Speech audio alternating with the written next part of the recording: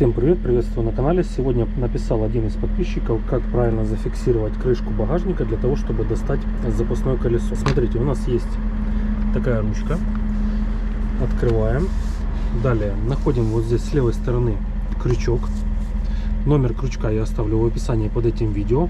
У большинства он отсутствует или поломан. И фиксируем наш крючок. Вот в таком положении. Теперь достаточно удобно нам достать запасное колесо при помощи приспособления, как я показывал ранее в других видео. Также в комментариях человек интересовался, где находится секретка в Е53 кузове. Смотрите, секретка находится у нас под вот этим ключом. Снимаем ключ. И вот в этом отверстии у нас находится секретка. Вот так она выглядит. Номера секреток я оставлю в описании под этим видео. И смотрите, как правильно зафиксировать крючок в посадочном месте. Фиксируется он вот в таком положении и защелкивается в пластике.